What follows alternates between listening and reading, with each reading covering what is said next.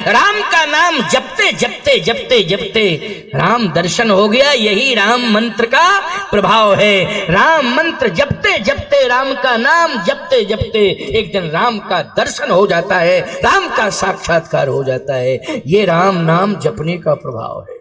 आज राम मिल गए। हनुमान जी ने कहा ना ना ना ना, क्या कह रहे हो, मैं राम नहीं हूं।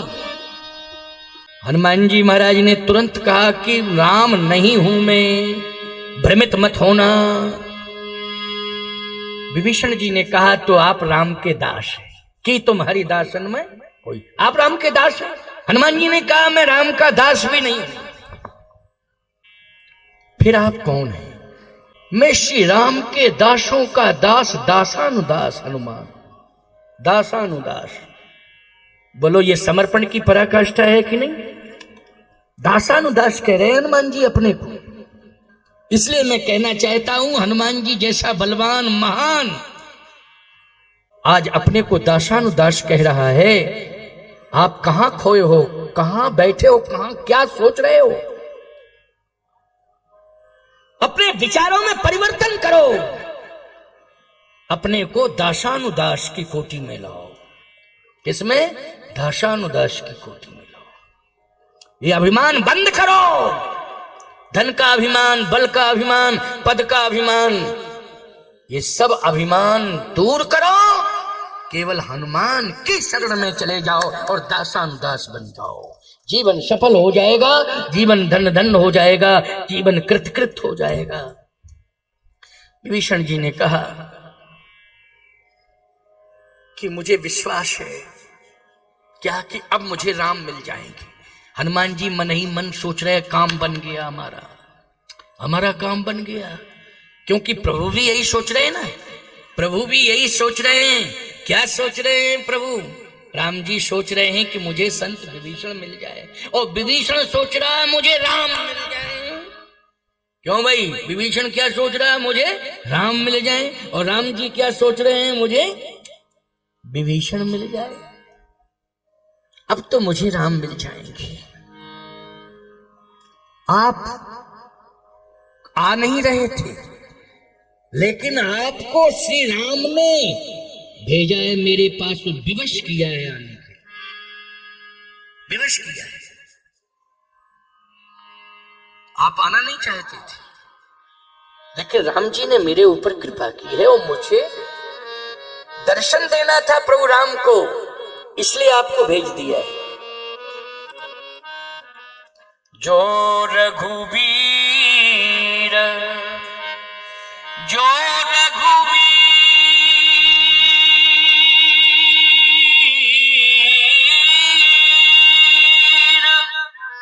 अनुग्रह कीन्हा, तो तुम मोहि दरस हट दीना, दरस हट दीना। आपने जबरदस्ती मुझे दर्शन दिया है, क्योंकि भगवान राम ने विवश कर दिया आपको, मेरे पास भेजा है। और भेजा था कि नहीं भेजा था? बोलो। हनुमान जी को किसके पास भेजा था? जल्दी बोलो। विभीषण जी के पास। इसलिए मेरे जीवन में एक कमी है, क्या? कि मुझे जानकी माता का दर्शन तो मिल गया, लेकिन परम पिता प्रभु राम का दर्शन नहीं मिला। आप मुझे परम पिता प्रभु राम से मिला दें। हनुमान जी बोले एक कमी हमारे जीवन में भी है, हमें परम पिता मिल गया लेकिन जगत माता नहीं मिली, तो आप मुझे जगत माता से मिला दो, हम परम पिता से मिला देंगे, दोनों की कमी पूरी हो जाएगी। है ना? कितनी बढ़िया ये मणिकांचन योग कहते हैं इसको। बहुत ही सुंदर मिलन हुआ है विभीषण जी का और हनुमान जी का। तब हनुमंत कहा सुन भ्राता, देखी चहो जानकी माता। पहले मुझे माता जी का दर्शन मिल जाए, और आप चाहोगे तभी, बिना आपके प्रयास के। एक बात बतावें, दोनों ही संत हैं। संत विभीषण संत हनुमंत को जानकी माता से मिलाते हैं, और श्री हनुमंत जैसे संत, विभीषण जैसे संत को परम पिता प्रभु राम से मिलाते हैं। बोलो भाई, आखिर दोनों संत एक दूसरे के पूरक हो गए कि नहीं हो गए? दोनों संत क्या हो गए? एक दूसरे के पूरक हो गए। इसलिए तब हनुमंत कहा सुन भ्राता, और देखी चहो जानकी माता, देखी चहो जानकी माता, जुगुत विभीषण सकल सुनाई। इसमें भी रहस्य है, जरा सुनिए। देखी चहो जानकी माता, विभीषण जी ने कहा जानकी माता लंका में है और जानकी माता अशोक वाटिका में है, लेकिन जिस वाटिका में जानकी माता है उस वाटिका में पुरुषों का प्रवेश नहीं है, केवल महिलाओं का प्रवेश है। और पुरुषों में केवल रावण जा सकता है, वो स्वतंत्र है, क्योंकि उसने संविधान बनाया है। उसमें एक कंडिका ऐसी सुरक्षित कर रखी है संविधान में, कंडिकाएं होती है ना महाराज, ये तो महाराज संविधान बनाने में वकीलों को फेल कर देते हैं श्री ब्रह्मचारी जी महाराज। हाँ, वकील इनसे सलाह लेते हैं कि किस तरह से सिस्टम बनाया जाए। गजब की ऊर्जा है महाराज के पास। याद रखें, हमारे कामतगिर का जब ट्रस्ट बना था ना, तो उसमें सबसे बड़ा परामर्श हमारे बाबा जी ने, बाबा गुरु ने महाराज से लिया था। श्री स्वामी हरिचेतन ब्रह्मचारी जी के द्वारा ही कामतानाथ प्रमुख द्वारका ट्रस्ट बना था। इनके विचार विमर्श, मैं व्यासपीठ पर बैठ के कोई बात झूठ थोड़ी कह रहा हूँ, सत्य बोलता हूँ। और आपका नाम सबसे पहले है उसमें, हमारे प्रमुख द्वार में। इसलिए रावण ने बनाया संविधान, उसमें एक कंडिका ऐसी पड़ी हुई है कि जिसमें प्रवेश केवल पुरुषों में रावण का होगा और किसी का नहीं होगा, बाकी सब महिलाएं ही जाएंगी। किसमें? अशोक वाटिका में। अब विभीषण जी बोले कि मुसीबत इस बात की है कि आप उसमें प्रवेश नहीं कर सकते हो। हनुमान जी ने कहा प्रवेश नहीं कर सकता हूं, क्यों? पुरुष हैं। हनुमान जी ने कहा सुनो, पुरुषों का प्रवेश वर्जित है, लेकिन बंदर का तो नहीं है वर्जित। और बानराणाम धीशम, हनुमान जी ने अपना मूल स्वरूप दिखाया। विभीषण जी बोले बंदर के लिए कोई कानून नहीं बना है, बंदर सर्व स्वतंत्र है। अच्छा एक बात बताओ, किसी भी अदालत में बंदर ने करोड़ों का नुकसान कर दिया हो? मैं आपको एक बात बताऊं, चित्रकूट की घटना में सत्य सुना रहा हूं, सुनिए जरा, सुनते जाओ। ये संस्मरण साधारण नहीं है। ये जो घटनाएं घटी हैं उनमें सत्यता है, जिसको मैं आज इस मंच से बता रहा हूं आपको। एक कामतानाथ जी की सेवा में रहता था महाराज, उसने जो है कामतानाथ जी के मंदिर की चोरी की। सुनिए बात को। और इस हिसाब से सफाई से चोरी की कि फालतू के लोग पकड़े हो, पकड़े ही ना, इतनी सफाई से चोरी की।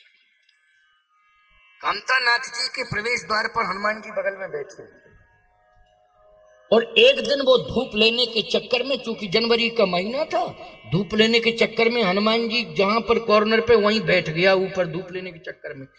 1 कुंटल का बंदर आया, 1.5 कुंटल का, और जैसे ही बंदर आया उसने ऐसा धक्का दिया कि सिर के बल गिरा, वहीं प्राण निकल गए।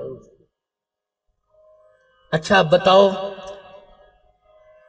जब पुलिस आई देखा, बोले अपराध किसने किया? तो लोगों ने कहा बंदर ने। टीआई बोला आप कौन सा केस बना दूं? बंदर ने धक्का मारा, अब कौन सा केस बना दूं, मेरी समझ में नहीं आ रहा है। बोलो भाई, अपराध बंदर के द्वारा हुआ है, लेकिन क्या उसे कोई सजा सुनाई जा सकती है? क्या बंदर को अरेस्ट किया जा सकता है? किस जज की हिम्मत है कि कटघरे में खड़ा करके सजा सुनावे? क्यों भाई, किसकी हिम्मत है? मैं कहता हूं, हनुमान जी का रूप देख करके, बानराकृति देख करके दस्कंदर के बंधन भय ढीले। रावण जो कपड़ा पहने था वो सब नीचे गिर गए।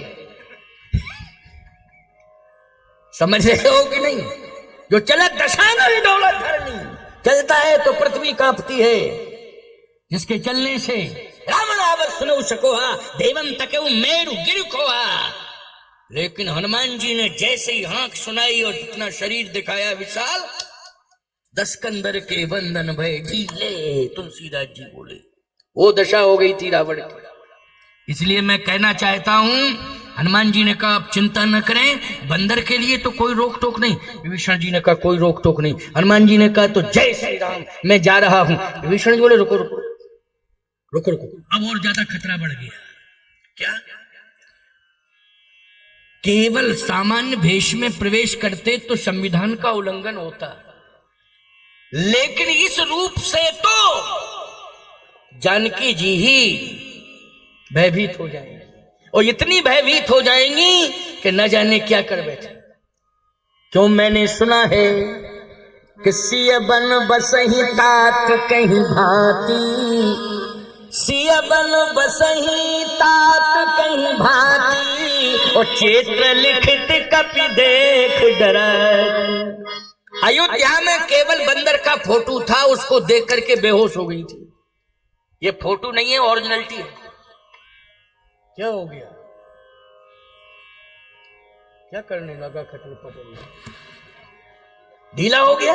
ओह, सिंहासन का छत्र ढीला हो गया यहाँ, क्योंकि हनुमान जी का चरित्र चल रहा है। किसका चरित्र चल रहा है? रावण के बंधन ढीले हो गए, हमारे सिंहासन का छत्र ही ढीला हो गया। देखो, प्रत्यक्ष को प्रमाण की जरूरत नहीं है, हैं? वो तो ये संभालने वाला संभाल रहा था, नहीं छत्र ही सिर पे आ जाता है। देखो, संभाल लिया, बहुत अच्छा किया। समस्या इस बात की है कि इस रूप को देख करके, वास्तविक स्वरूप को देख करके सीता जी की क्या स्थिति होगी। माता सीता घबरा जाएंगी। हनुमान जी ने कहा तो अब क्या करूं मैं? गोस्वामी जी कहते युक्ति विभीषण सकल सुनाई। युक्ति बताई। क्या युक्ति बताई?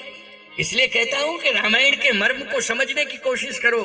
गुरुमुखी परंपरा से ही रामायण के मर्म को समझा जा सकता है, और कोई विकल्प नहीं है। युक्ति विभीषण सकल सुनाई, और चले पवन सुत विदा कराई। दूसरी युक्ति क्या बताई? आप एक काम करना, जिस वृक्ष के नीचे सीता माता बैठी उसी वृक्ष की डाली पर बैठ जाना और पत्तों में छिप जाना। ये युक्ति किसने बताई है? विभीषण जी ने। युक्ति विभीषण सकल सुना, उसमें छिप जाना। हनुमान जी ने कहा लेकिन छिप तो जाएंगे, फिर समाधान क्या है? समाधान तो होगा नहीं छिपने से। कहीं नहीं, आपकी वाणी में जादू है। आपका एक एक शब्द ऐसा निकलता है कि हृदय परिवर्तन हो जाता है। ये आपकी वाणी में जादू है। आपकी वाणी सुन करके मेरा भय दूर हो गया, सीता माता का भी भय दूर हो जाएगा। क्योंकि तब हनुमंत कही सब राम कथा निज नाम। विभीषण जी को राम कथा सुनाई थी। हनुमान जी ने बोलो सुनाई थी कि नहीं? विभीषण इतना प्रभावित हुआ कि ऐसी राम कथा मैंने आज तक नहीं सुनी, किसी ने नहीं सुना पाई। एक बार ब्रह्मा जी का प्रोग्राम कराया था रावण ने लंका में। ब्रह्मा जी को बुलाया था, बोले सुनाओ कथा। ब्रह्मा तो ब्रह्मा ही है। विभीषण जी श्रोता बन के सुन रहे थे, लेकिन क्या बतावे, ब्रह्मा जी बोले तो, लेकिन रावण के भय के मारे स्पष्ट न बोले। पूरा प्रोग्राम ही फेल हो गया ब्रह्मा का, क्योंकि भय के मारे ब्रह्मा बोल नहीं पा रहे हैं। बोलो भाई, कह न सकत रावण भय भीता। तो भय के कारण कोई भी वक्ता भय के कारण बोलेगा। ईमानदारी के साथ बताओ, भय के कारण बोले, भय से बोले और भय के कारण बोल ना पावे तो फेल हो जाएगा कि नहीं हो जाएगा? पता नहीं क्या है, भाषाएं बकना शुरू कर दे भय के कारण।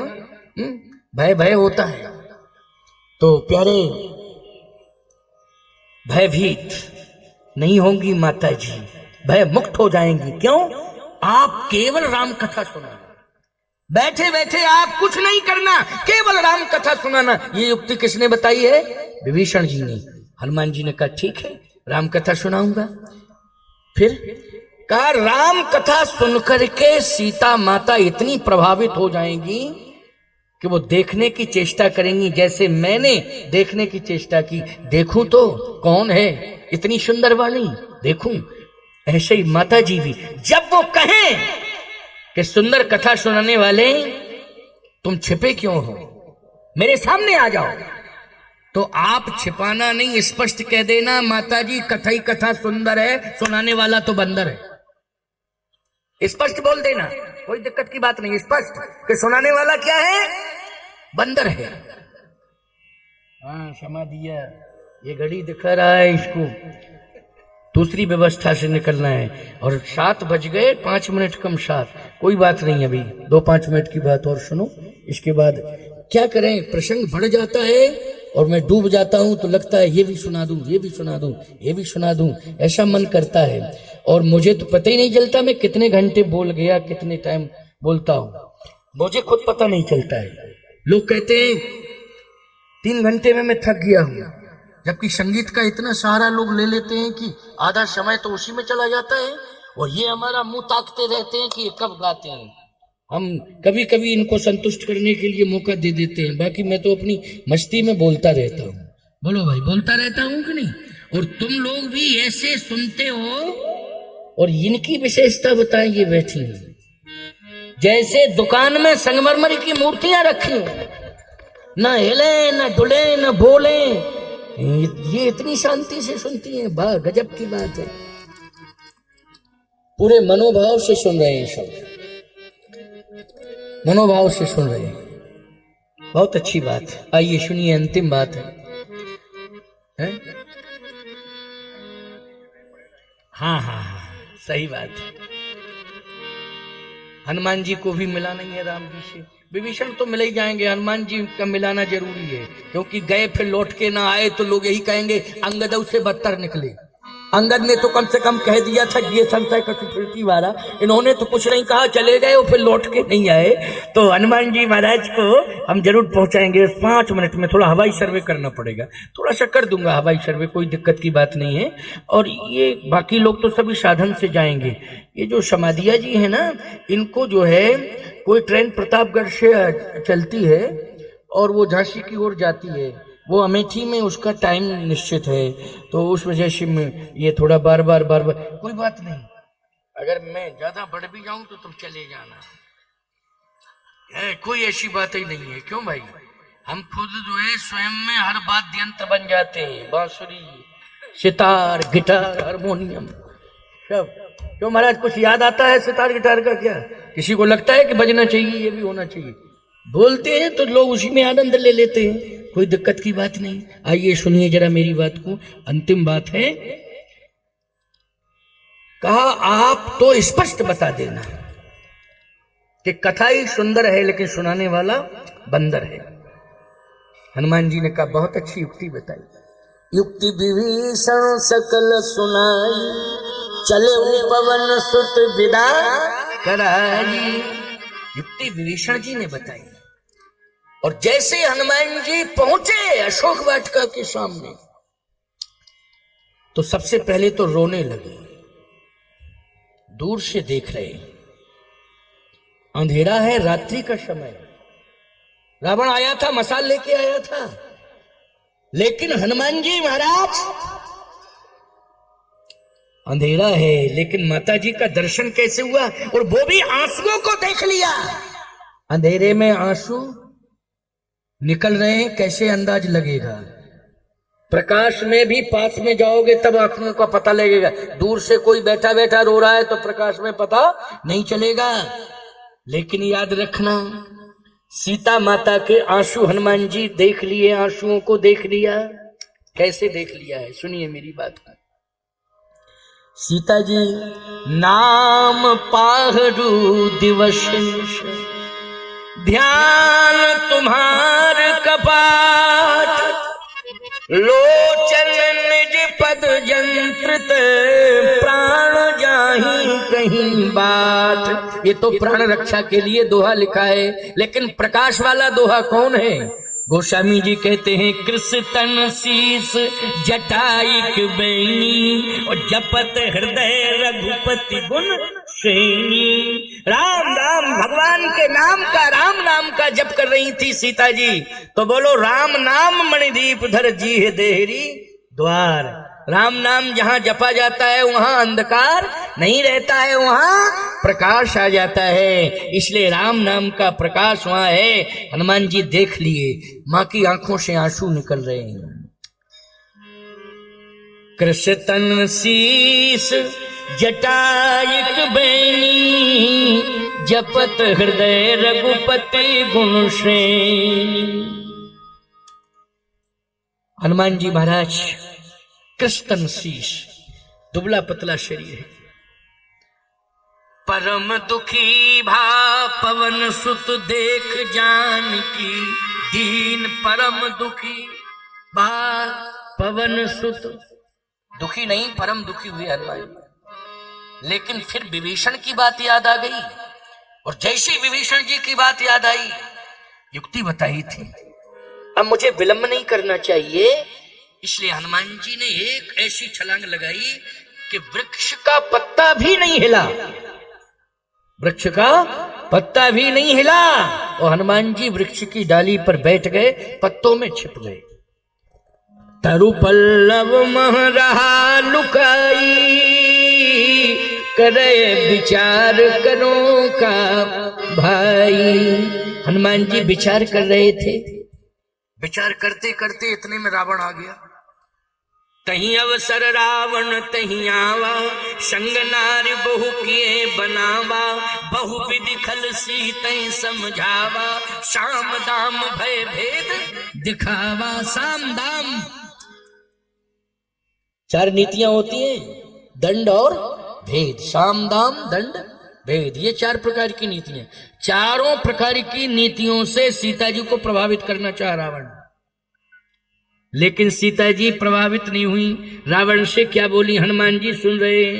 रावण से कह रही हैं क्या, रावण तृणधर ओट कहत बैदेहि, सुमिर यमपति परम स्नेहि, सुन दस मुख खद्योत प्रकाशा, और कबहू की नलिनी करे विकासा। असमन समुझ कहती जान की, खल सुध नहीं रघुवीर बान की। सठ सुन्यू हरियाणु मोही, अधम लज्ज लाज नहीं। मुझे लज्जा नहीं लग रही है, निलज्ज निलज्ज निलज्ज। रावण ने कहा मुझसे निलज्ज कह रही हो, कृपाण निकाली और दौड़ा। विभीषण जी महाराज ने युक्ति बताई थी। हनुमान जी महाराज बैठे बैठे सोच रहे कि लेकिन ये नहीं बताया था कि रावण आएगा, ये नहीं बताया था विभीषण ने कि रावण आएगा, लेकिन आ गया रावण और कृपाण निकाल रहा है। हनुमान जी ने सोचा कि अब तो मुझे सामने आना ही पड़ेगा। लेकिन इतने में मंदोदरी आई और मंदोदरी ने हाथ पकड़ लिया रावण का। रुको, पकड़ लिया हाथ। रावण ने कहा मंदोदरी ये निलज्ज कह रही है मुझसे सीता। मंदोदरी ने कहा सीता जी निलज्ज कह रही हैं, लेकिन मैं भी कह रही हूं निलज्ज निलज्ज निलज्ज। तेरे समान कोई निलज्ज नहीं। पत्नी को तूने दांव पे लगा दिया और महारानी की जगह नौकरानी बनाने की घोषणा कर दी कि सीता तुम्हें महारानी बनाऊंगा और मंदोदरी को नौकरानी। निलज्ज हो तुम। और एक हाथ से रावण का कृपाण पकड़ लिया और दूसरे हाथ से सीता जी का चरण पकड़ लिया। मंदोदरी ने चरण पकड़ लिया महाराज और कहने लगी मां तूने आज नारी के सम्मान की रक्षा की। मैंने सहा है अपमान वाटिका में आज।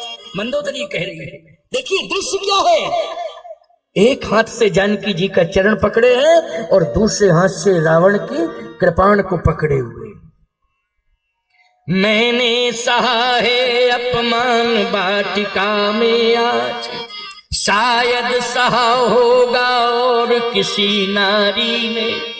सीता को प्राप्त करने के लिए मुझको ही दांव पे लगाया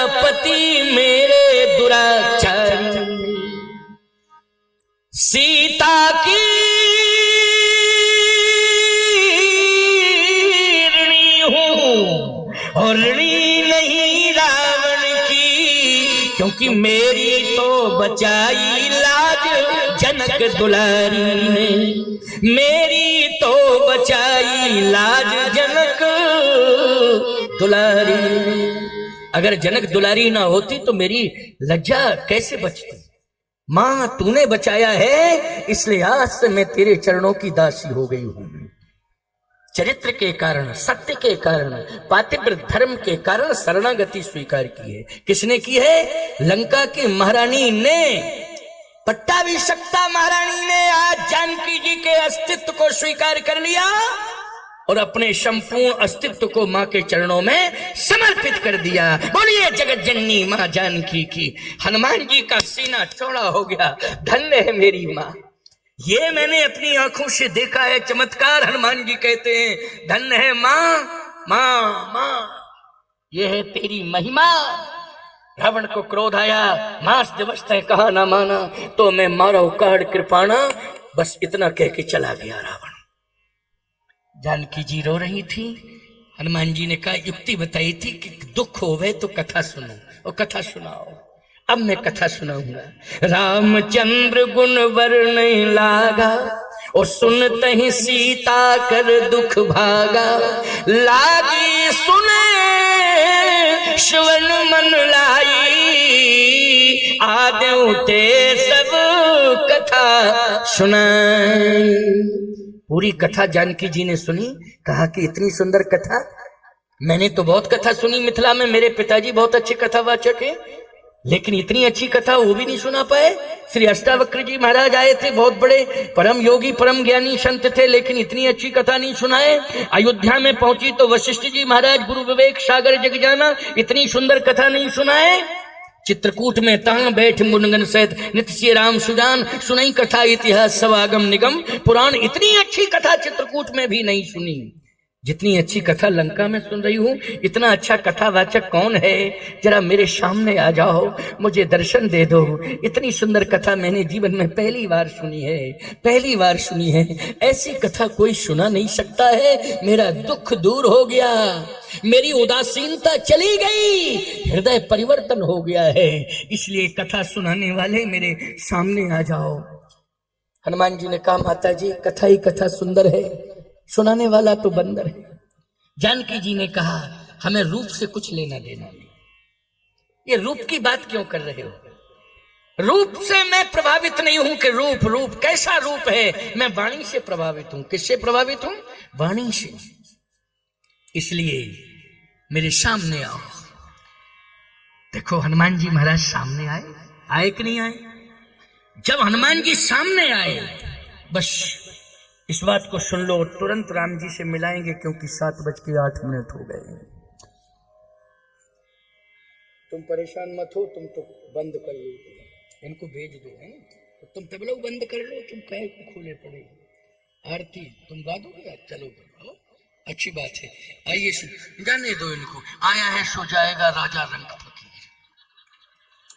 लेकिन कोई बात नहीं, कोई विमान में चला है, कोई बांधे जात जंजीर है नहीं। ये तो भगवान के पार्षद हैं साहब जी, ऐसी बात नहीं। जो भगवान की सेवा में रहते हैं, भगवान के पार्षद हैं, तो इनके साथ तो भगवान की कृपा चल रही है। जाओ पधारो पधारो, आओ मेरी बात को सुनो, अंतिम बात सुनो। हनुमान जी में बातें बहुत हैं, भाव बहुत हैं। हनुमान जी ने कहा, मां मैं रामदूत हूं। जानकी मैया ने कहा कि रामदूत हो, ये मैं मान रही हूं, लेकिन क्या ये समाचार सुनाने का ही तुम्हारा काम है? बस इतना ही दायित्व मिला है? हनुमान जी ने कहा, नहीं मां, प्रभु की जब जैसी जहां आज्ञा हो जाती है वैसा ही कार्य मैं करता हूं। उन्होंने यहां आदेश दिया है कि जाओ, मैं यहां आ गया। और क्या कार्य करते हो?